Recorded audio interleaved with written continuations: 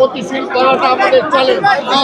জনগণের শাসন ছিল, এই কারণে প্রত্যেকটা সেক্টরে দুর্নীতি, চাঁদাবাজি, হাতালি, করাই হলো আমাদের চ্যালেঞ্জ।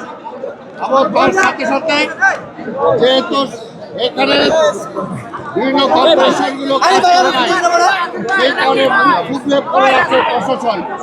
আজকে এই প্রশাসনকে আবার গতিশীল করাটা আমাদের চ্যালেঞ্জ। এবং পাশাপাশি আজকে আপনারা জানেন যে মশার যে সমস্যা, এই মশার সমস্যা হচ্ছে না,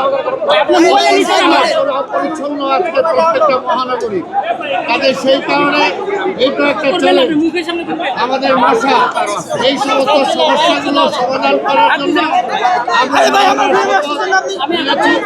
আমরা কালকের মধ্যে থেকে 6 মাসের মধ্যে ইনশাল্লাহ জনগণের এই সমস্ত সমস্যার সমাধান করে জনগণের ক্ষমতা জনগণের কাছে আমরা অর্পণ করি।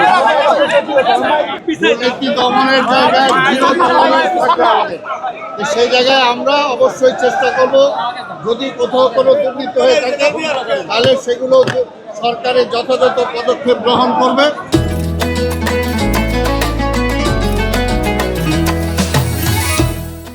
সেটা অন্তত আমরা বলতে পারি।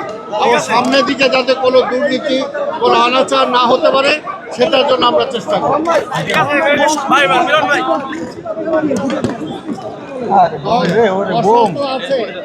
মশা নিয়ন্ত্রণ করার জন্য আমরা চেষ্টা করবো, এবং সেটার জন্য শুধুমাত্র সিটি কর্পোরেশনগুলো একাই দায়িত্ব না, জনগণেরও দায়িত্ব। জনগণের সচেতন হতে হবে।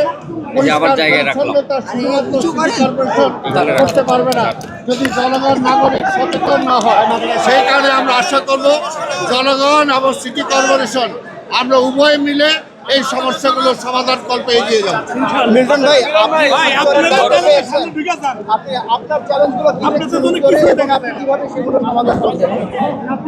আগে সালাম ভাই বলেছে দীর্ঘদিনের অব্যবস্থাপনা, এই অব্যবস্থাপনার কারণে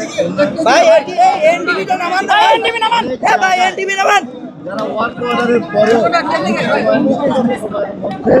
অনেক উন্নয়নমূলক কর্মকাণ্ড পারিনি, শেষ করতে পারিনি। এই বিষয়গুলো আমরা অফিস যেহেতু করিনি, আমরা কালকে আশা করছি আমরা অফিসে যাব, যাওয়ার পরে কর্মকর্তাদের সাথে কথা বলে যেখানে যেখানে অব্যবস্থাপনা আছে সেগুলিকে খতিয়ে দেখে আমরা নিয়মতান্ত্রিকভাবে আমাদের কর্মকাণ্ডগুলো সততার সাথে, নিষ্ঠার সাথে আমরা করে চলি।